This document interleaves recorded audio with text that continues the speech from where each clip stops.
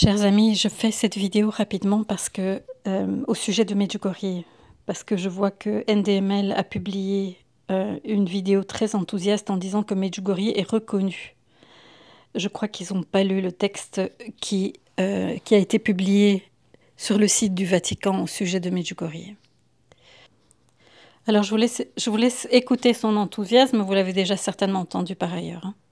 L'Église catholique vient de reconnaître officiellement le sanctuaire de Medjugorje où je me retrouve aujourd'hui. Le pape vient de donner le verdict nihil obstat, c'est-à-dire aucune opposition de l'Église. C'est le plus haut degré de reconnaissance que l'Église peut donner aujourd'hui à un sanctuaire d'apparition de la Vierge Marie.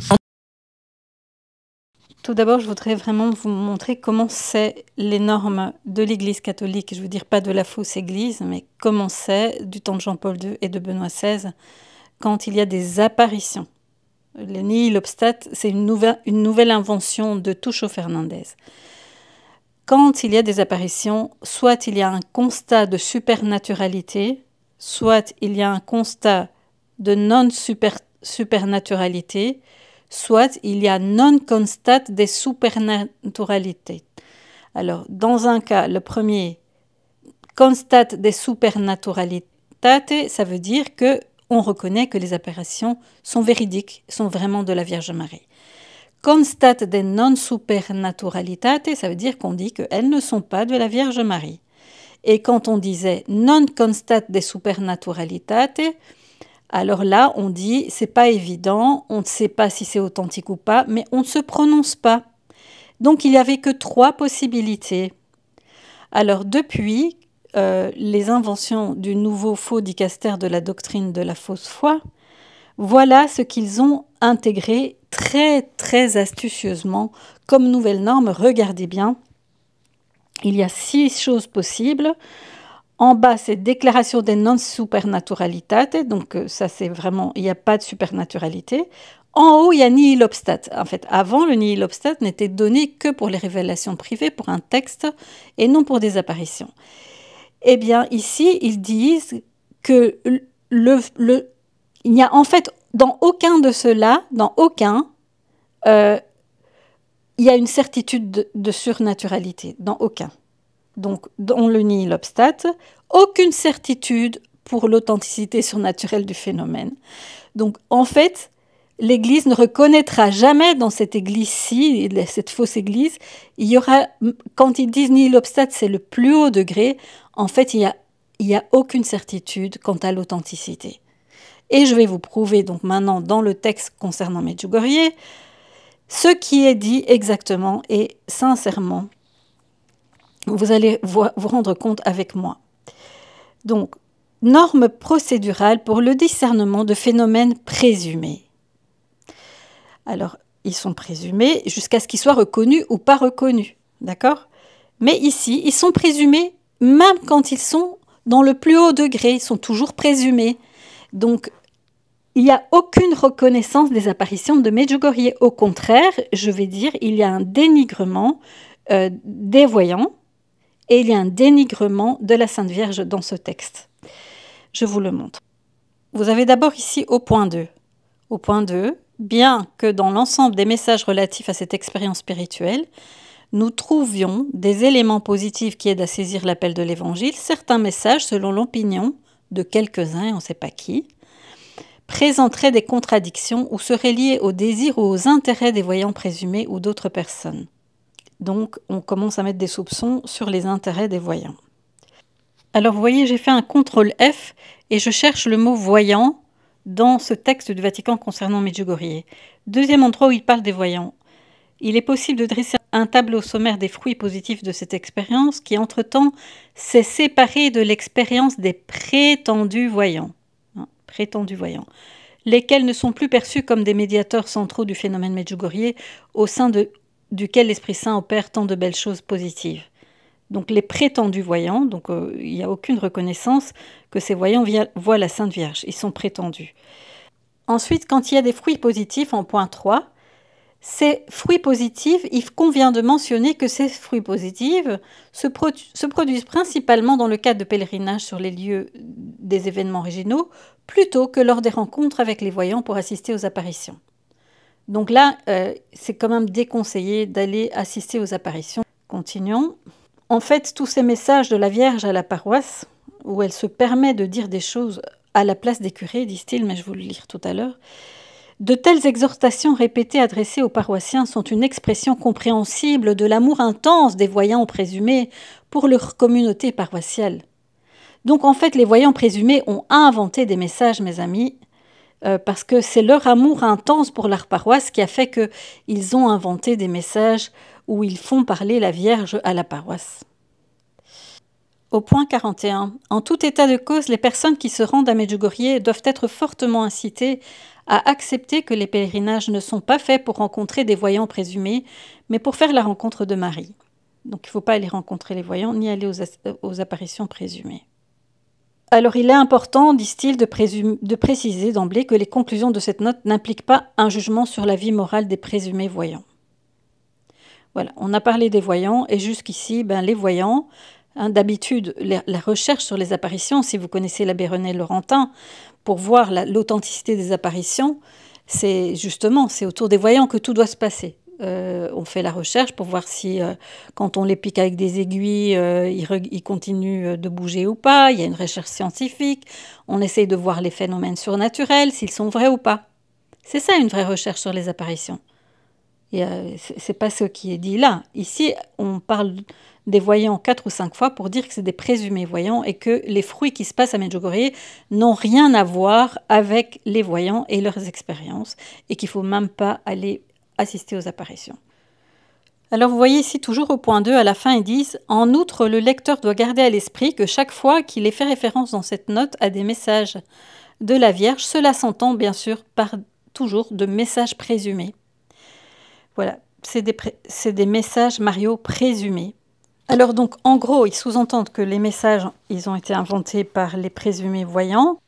Il y a beaucoup de beaux messages que les voyants présumés ont inventés, mais bon, il y a quand même des clarifications nécessaires pour ces chers voyants qui ont inventé beaucoup de messages. C'est qu'il y a des contradictions, quand même, dans tous les messages qu'ils ont inventés.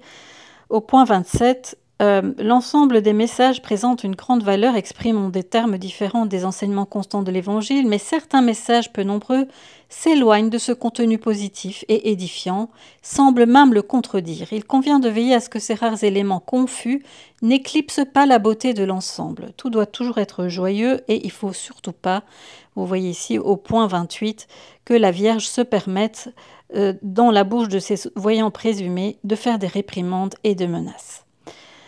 Alors, dans certains cas, la Vierge semble manifester une certaine irritation parce que quelques-unes de ses instructions n'ont pas été suivies. Elle met en garde contre des signes menaçants et la possibilité de ne plus apparaître, même si les messages se poursuivraient sans relâche par la suite. Attention, cette Vierge qui dit une fois qu'elle ne vient pas, qu'elle ne viendra plus, et après elle vient quand même. Donc ça, c'est vraiment les voyants présumés, ils ont été un peu loin.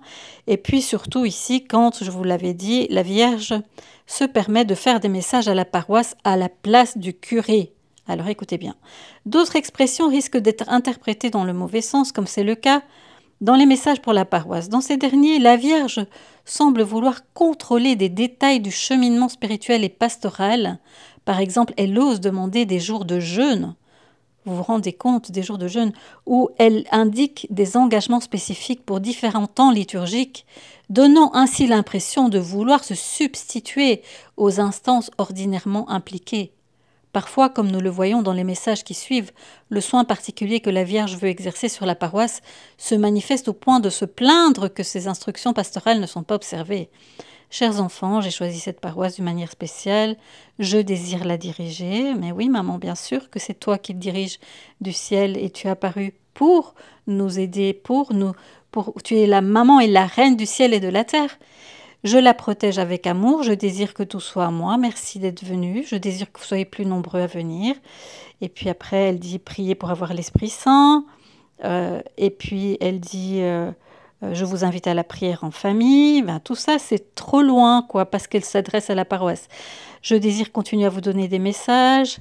J'ai choisi cette paroisse de manière spéciale. Accueillez-moi, chers enfants.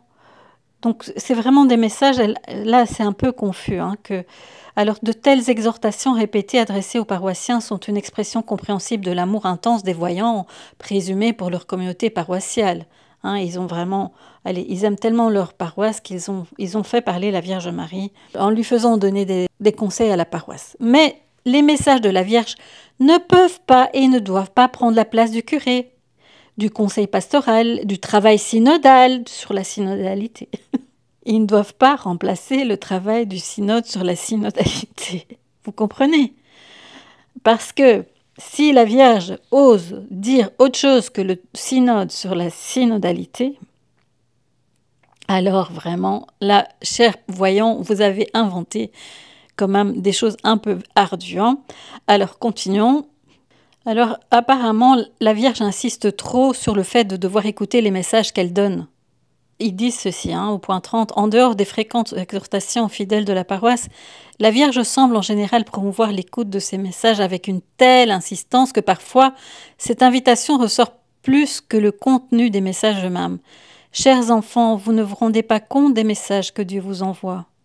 Vous ne vous rendez pas compte de tous les messages que je vous donne. » Alors quand elle dit ça risque de créer chez les fidèles une dépendance et une attente excessive qui finirait par occulter l'importance centrale de la parole de Dieu, évidemment. Elle prend la place de la parole de Dieu. Alors ils finissent en disant « Il est raisonnable que les fidèles, faisant preuve de prudence et de bon sens, ne prennent pas ces détails au sérieux, ne les écoutent pas. Vous ne devez pas écouter la Sainte Vierge quand elle insiste, qu'elle vous demande de l'écouter. Vous ne devez pas écouter ces détails où la Vierge est menaçante. Vous ne devez pas écouter quand elle va parler de châtiment, mes amis. C'est que de la joie, c'est que de la joie. Il n'y a que le paradis, l'enfer n'existe pas. Ça correspondra pas au synode sur la synodalité. Alors, la Vierge Marie, par elle-même, elle nous invite à relativiser ces messages. Elle énonce clairement, en effet, que ce qu'il faut écouter, c'est l'Évangile. Elle demande souvent que ces messages soient écoutés, mais en même temps, elle les soumet à la valeur incomparable de la parole révélée. Alors, dans les messages qu'il donne, c'est pas des messages où elle dit « Ne m'écoutez pas, allez écouter l'Évangile ». C'est là où la Vierge dit qu'il faut juste pas écouter les mensonges des gens qui racontent autre chose que son fils. C'est-à-dire, n'allez pas écouter Tucho Fernandez qui est en train de vous raconter qu'on peut bénir les couples homo. C'est ça que la Vierge dit. Écoutez la parole du Seigneur. Mais eux, ils tournent tout dans le mauvais sens et ils disent que la Vierge dit elle-même qu'il ne faut pas l'écouter elle-même. Elle parle, mais il ne faut pas l'écouter. Mais vous vous rendez compte que la Vierge dirait « Je viens, je descends du ciel pour vous parler, mais ne m'écoutez pas. Écoutez mon fils. » Jamais elle a dit ça. Vous voyez la manipulation. Hein? Alors, regardez ici. Par conséquent, ceux qui sont trop attentifs aux événements extraordinaires et aux prétendus messages de la Gospa et qui n'utilisent pas leur temps et leur énergie pour prier avec la parole de Dieu, donc en fait, ils viennent mettre la Vierge Marie contre son fils. Donc tout ce qu'elle nous demande à Medjugorje, ces prétendus messages, c'est vraiment se moquer de la Vierge Marie, ce qui est fait là. Vous voyez? Alors ensuite, il y a un passage où ils disent « auto-exaltation de la Vierge ». Elle s'auto-exalte parce qu'en fait, c'est très problématique que parfois, la Sainte Vierge Marie dit qu'elle a des plans à elle, elle a des projets à elle. Mes enfants, n'oubliez pas que vous êtes importants dans mon plan de salut pour l'humanité. Je vous invite à prier pour mes plans. Alors ça va pas, hein, qu'elle ait des plans, des projets. Puis à un autre endroit, on emploie le mot erroné de médiatrice en ce qui concerne Marie. Alors que c'est Jésus qui est le médiateur. Ça c'est protestant. Ça c'est un texte protestant, ça. Parce qu'elle dit le 17 juillet, « Je suis la médiatrice entre vous et Dieu ». Mais bien sûr, elle est notre maman. La médiatrice de toute grâce. Eh bien non. C'est des protestants qui ont pris le pouvoir là. Des usurpateurs. Comme Anne-Catherine Emmerich les voit, c'est des protestants. Alors, utilisée de cette manière, l'expression médiatrice conduirait à tout attribuer à Marie, à tort à attribuer à Marie une place qui est uniquement réservée à son Fils, Dieu fait homme. Et elle contredirait en fait ce que la Sainte Écriture affirme en disant qu'il y a un seul médiateur entre Dieu et les hommes et c'est le Christ. Voilà, donc en fait le dogme de corédemptrice pour la Vierge Marie dont Jean-Paul II a parlé, que Benoît XVI a mis dans son testament qu'il avait déjà préparé, et qui va être fait par le pape Angélique, évidemment, ça les dérange. Parce que Marie est celle qui va écraser la tête du serpent. Parce que Marie est celle qui sera la victorieuse sur Satan en ces derniers temps. Et donc, ils ne veulent pas de Marie. Et ils veulent lui donner un coup dans le cœur, tout en voyant des gens se réjouir de cela, qui pourtant aiment la Vierge Marie, mais qui manquent de discernement. En fait, ils se réjouissent du coup bas et de l'épée qu'on a enfoncée dans le cœur de leur mère sans se rendre compte. Alors, vous voyez, en fait, à la lumière de tout ça, il y a des textes qui sont moins importants et doivent être lus avec prudence. Donc, vous allez pouvoir choisir. Il y aura des bons textes, tous ceux qui appellent à la paix, à la joie, qui sont gentils, qui ne touchent pas au synode sur la synodalité qu'on va bientôt vous donner.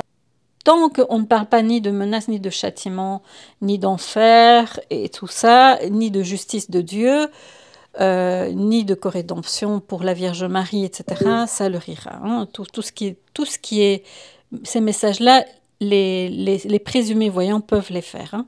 Mais voilà, donc c'est pas du tout une reconnaissance de Medjugorje. Jean-Paul II a bien plus reconnu Medjugorje que ce qui est là. Ce qui est fait là, c'est un coup dans le cœur de la Vierge Marie. Alors, l'évaluation des fruits beaux et positifs, abondants et répandus, n'implique pas de déclarer authentiques les événements surnaturels présumés, mais seulement de souligner au milieu de ce phénomène spirituel de Medjugorje, le Saint-Esprit agit de manière fructueuse pour le bien des fidèles. Et voilà. Et à partir de maintenant, regardez bien ce que disent les normes du Vatican. Donc, même si aucune certitude n'est exprimée quant à l'authenticité surnaturelle du phénomène, les nombreux signes de l'action de l'Esprit Saint sont reconnus. L'évêque diocésain est encouragé à apprécier la valeur pastorale, à promouvoir le phénomène. Mais, il faut qu'il vérifie chaque fois, à partir de maintenant, les institutions ecclésiastiques devront regarder chaque message. Et plus rien ne pourra être...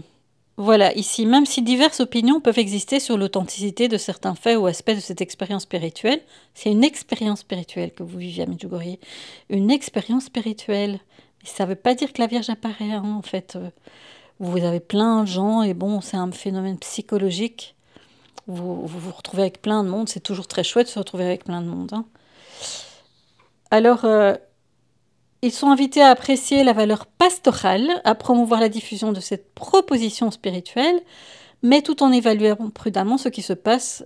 Il reste du ressort de chaque évêque de prendre une décision en la matière. Même si les fruits positifs de ce phénomène sont largement répandus, cela n'empêche pas qu'il puisse y avoir des groupes ou des personnes qui font un mauvais usage du phénomène spirituel. Alors les évêques ont la liberté de prendre des décisions prudentielles. Les éléments rassemblés dans cette note permettent de reconnaître que les conditions nécessaires à la détermination sont réunies. L'évêque de Mostar promulguera le décret correspondant, qui continuera à exercer ses fonctions, devra vérifier que dans chaque publication rassemblant les messages, cette note figurera en introduction. Il effectuera alors lui-même le discernement des messages à venir ou des messages passés pas encore publiés. Et il devra autoriser leur éventuelle publication. Attention, hein, quand il y aura les secrets qui vont bientôt sortir. Ils ont vite changé les normes parce que bientôt il y a les 10 secrets de Medjugorje. Et ces 10 secrets, ça contient des choses graves et importantes. Eh bien, maintenant, c'est seulement avec l'autorisation de l'évêque de Mostar qu'ils pourront publier ce qu'il y a dans les secrets. N'est-ce pas? Même les messages passés qui ne sont pas encore publiés. Vous voyez? Même les messages passés qui ont été donnés il y a 30 ans, tous les secrets là, et aux présumés voyants. Maintenant, c'est fini. La bouche est fermée là-bas. La Vierge ne peut plus parler, mes amis. C'est ça, cette note. Alors, moi, je ne comprends pas des enfants de Dieu qui ne savent pas lire et qui dansent de joie. Allez, Incroyable nouvelle, l'Église catholique vient de reconnaître officiellement le sanctuaire de Medjugorje où je me retrouve aujourd'hui. Le pape vient de donner le verdict nihil obstat, c'est-à-dire aucune opposition de l'Église. C'est le plus haut degré de reconnaissance que l'Église peut donner aujourd'hui. Le plus haut degré, c'est donc de dire que la Vierge n'apparaît pas pour Alberto. Voilà, moi je suis désolée de devoir faire cette vidéo parce qu'il y a beaucoup de chrétiens qui sont naïfs, qui ne comprennent pas ce qu'est la manipulation. Et la manipulation, c'est qu'on tend un piège à des gens, ils tombent dedans et après, ils ne savent plus s'en sortir. Et les pièges, c'est par la flatterie, c'est par la séduction, c'est par la tromperie, c'est comme Satan a fait avec Adam et Ève. Et puis après, c'est comme une mouche qui se trouve dans une toile d'araignée. Après, on est emberlificoté, on ne sait plus s'enfuir. On est la proie du manipulateur. Parce qu'après, il devient persécuteur. Alors moi, mes amis, je vous dis, soyez bien sur vos gardes.